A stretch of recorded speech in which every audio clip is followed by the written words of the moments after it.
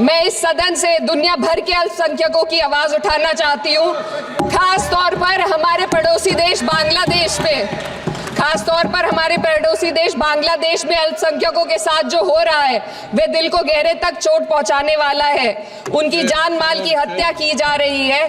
बांग्लादेश हो या हिंदुस्तान हो या कोई और देश, अल्पसंख्यकों की सुरक्षा, इज्जत और अधिकारों की हिफाजत हर सरकार की सबसे पहली जिम्मेदारी होनी चाहिए। मैं इस सदन से अपने देश के अल्पसंख्यकों के साथ बांग्लादेश के पीड़ित अल्पसंख्यकों की आवाज को एक साथ उठाना चाहती हूँ। ये वक्त की पुकार है कि हम सब मिलकर ये सुनिश्चित करें कि किसी भी इंसान को उसकी पहचान या मजहब के कारण डर कर जीने पर मजबूर ना होना पड़े।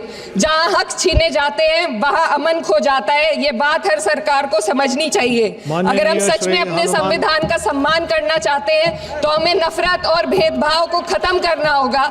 हमें ये दिखाना होगा कि ये मुल्क हर वर्ग, हर जाति, हर धर्म और हर समुदाय का है, और जब तक ऐसा नहीं होगा तब तक संविधान की आत्मा सिसकती रहेगी। सर, अपनी बात को खत्म करते हुए मैं एक शेर अर्ज करना चाहती हूँ।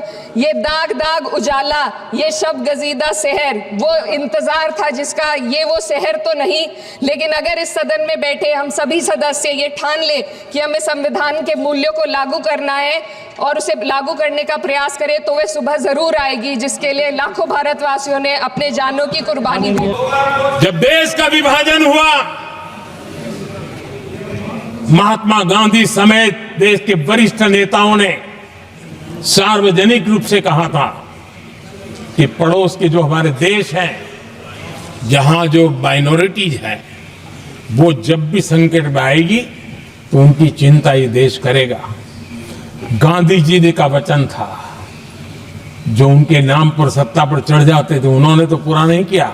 हमने सीएए ला करके उसको पूरा किया।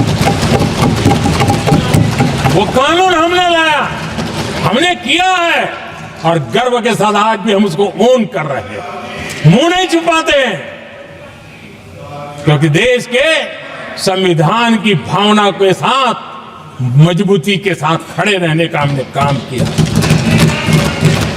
आदरणीय सभापति जी, हमने जो संविधान संशोधन किए हैं वो पुरानी गलतियों को ठीक करने के लिए किए हैं, और हमने एक उज्जवल भविष्य का रास्ता मजबूत करने के लिए किए हैं। और समय बताएगा, समय की कसौटी पर हम खरे उतरेंगे, क्योंकि वो सत्ता स्वार्थ के लिए किया गया पाप नहीं है, हमने देश हित में किया हुआ पुण्य है। और इसलिए हमें जो सवाल पूछते हैं आदरणीय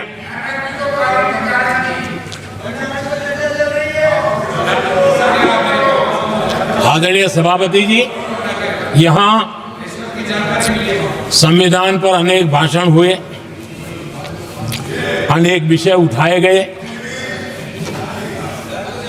हर एक की अपनी मजबूरियां होगी, राजनीति कुछ न कुछ करने के लिए कुछ करते होंगे, लेकिन आदरणीय सभापति जी, हमारा संविधान सबसे ज्यादा जिस बात को लेकर के संवेदनशील रहा है वो है भारत के लोग, वी द पीपल, भारत के नागरिक।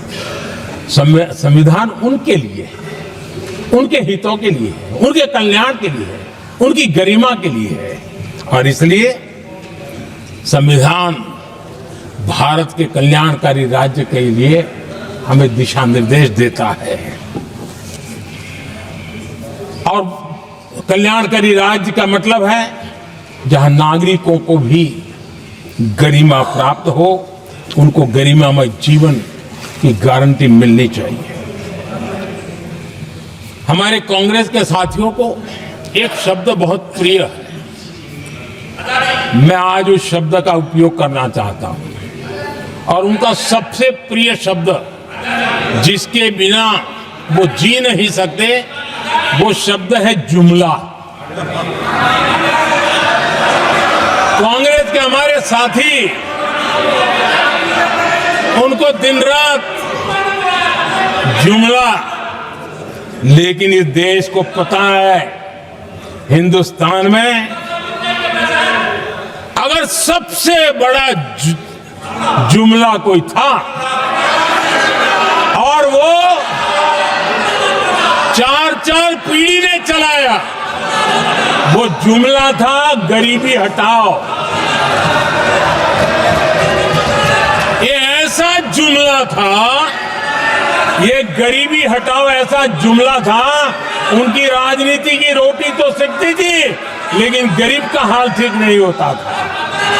आदरणीय सभापति जी, जरा कोई मुझे कहे, आजादी के इतने सालों के बाद क्या एक डिग्निटी के साथ जीने वाले परिवार को क्या उसे टॉयलेट भी उपलब्ध नहीं होना चाहिए? क्या आपको ये काम करने की फुर्सत नहीं मिली?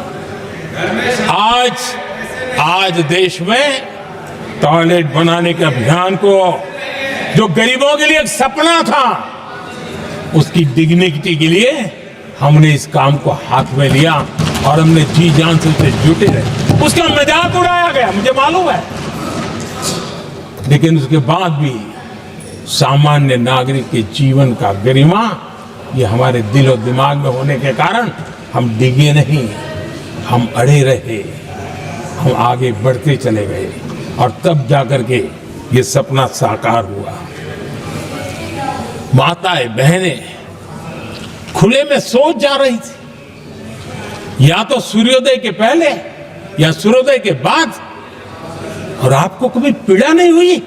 और उसका कारण यह था कि आपने गरीबों को और गरीबी को टीवी में देखा है, अखबार की सुर्खियों में देखा, आपको गरीब की जिंदगी का पता नहीं, वरना आप इसके साथ ऐसा जुल्म नहीं करते। आदरणीय सभापति जी, इस देश की 80% जनता पीने के शुद्ध पानी के लिए तरसती रही। क्या मेरा संविधान हमें रोकता था? क्या संविधान तो ये चाहता था कि सामान्य मानवीय की सुविधाओं को ध्यान दिया जाए।